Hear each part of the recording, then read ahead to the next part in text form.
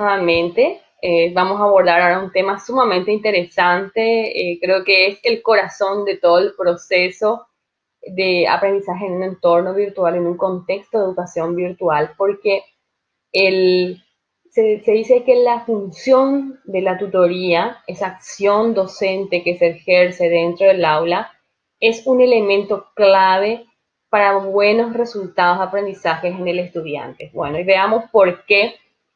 Sabemos de que los tutores virtuales requieren una serie de competencias que son comunes, básicas, y también ciertas competencias, las comunes o básicas que tienen que ver con todo lo que hace a la parte didáctica, al conocimiento de la parte tecnológica, entre otras, pero también también algunas añadidas que tengan que ver con adaptarse a ese nuevo contexto de aprendizaje para poder ayudar y apoyar al estudiante. Ahí tanto me insistían y me consultan los profes sobre la flexibilidad en las actividades, el poder orientar, el poder encauzar al estudiante, ya sea en un foro.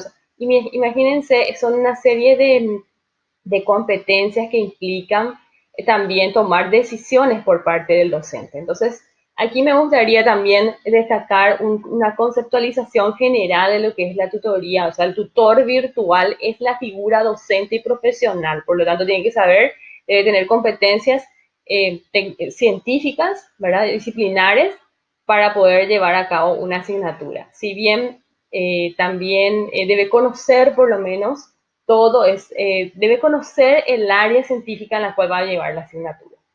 Es el acompañante, es el guía del estudiante, además garantiza que el proceso de enseñanza-aprendizaje realmente se lleve con eficacia. ¿Qué también hace? Fomenta la adquisición de los objetivos por parte del estudiante, también las actividades de colaboración que le permitan trabajar más en red. Y asimismo evalúa no solamente el proceso, el progreso del estudiante en relación al aprendizaje, sino que también se evalúa su propia gestión académica. ¿Pero por qué es esto importante? Para poder replantear, para poder nuevamente planificar o hacer mejoras para un siguiente grupo de estudiantes. Y ahí es cuando hablamos un poquito de los tres elementos claves que debe conocer un tutor, que es la parte didáctica, ¿sí? Todo lo que tiene que ver con estrategias, metodologías, orientaciones, todo lo que hace la parte tecnológica, que tiene que ver con las herramientas que va a utilizar para mediar los procesos, para poder orientar, ya sea mediar, para poder gestionar los contenidos, para poder diseñar contenidos, y el elemento clave también que es el tutorial, que es el de cómo voy a acompañar, cómo voy a responder, qué tipo de herramientas de comunicación puedo tener con el estudiante, cómo voy a guiar su proceso de aprendizaje para hacer ese seguimiento. Entonces son algunos de los aspectos que debemos tener en cuenta a la hora de tener la parte de tutoría, o sea, las competencias básicas. Pero hay otras competencias que tienen que ver con las ampliadas, que serían las científicos disciplinares, o sea, el conocimiento de la asignatura, tecnológicas o el conocimiento de la propia herramienta, las propias didácticas o psicopedagógicas, como le hablan algunos autores, que tienen que ver con cómo aprende mejor mi estudiante, cómo puedo flexibilizar mis actividades o cómo puedo reorientar esa actividad, cómo puedo ampliarle algunas lecturas que le permitan mejorar su aprendizaje, qué otra actividad le puedo sugerir, qué recomendaciones para la mejora. Entonces, son una serie de aspectos que tienen que ver con la parte del cómo aprende mi estudiante, ¿sí? Las comunicativas, que son fundamentales, o sea, las comunicativas es la base de todo este proceso. El liderazgo y la gestión en la interacción. El profesor es el que marca pautas, las orienta, los guía, es el monitor que está ahí también incentivando al aprendizaje. Entonces, él tiene un liderazgo dentro de lo que sería este proceso académico.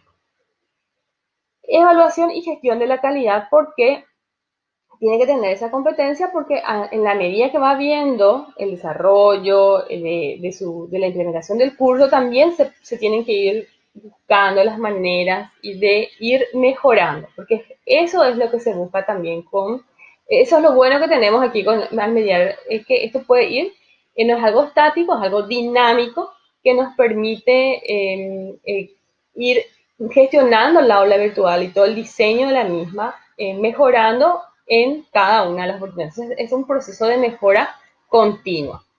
Otro aspecto fundamental en todo este proceso es cómo es un buen tutor, o sea, cómo sería ese tutor virtual.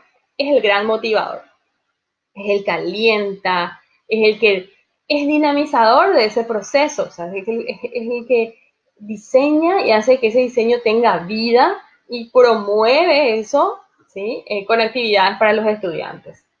Es proactivo, o sea, ya prevé también, ¿sí? Prevé situaciones que se puedan dar dentro del aula y las canaliza perfectamente. Es un buen moderador, ¿sí? Cuando se abordan los distintos foros, está totalmente reorientando, está compartiendo, está interactuando con sus estudiantes, se modera todo ese proceso y también orienta y reacondiciona.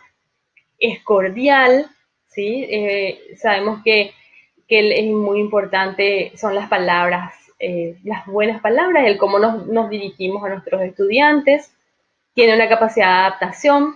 ¿Por qué? Porque puede ser que tengamos un grupo de estudiantes sumamente avanzados, entonces eso implica una reorganización y una readaptación de los mismos contenidos, de ampliarlos, mejorarlos, eh, ampliar el tipo de la forma del contenido. Entonces, son todos aspectos que van a ayudar a la hora de motivar también el aprendizaje, de tener en cuenta al estudiante.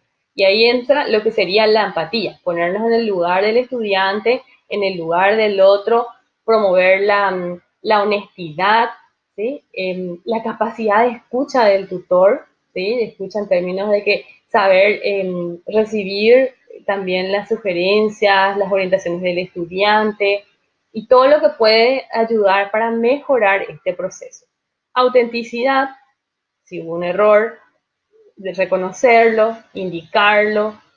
Todos todos están aprendiendo, muchas veces en una primera etapa, y pueden surgir errores. Y la honradez también, que tiene que ver con el proceso, en términos también de ser objetivos con las acciones que venimos implementando con los estudiantes.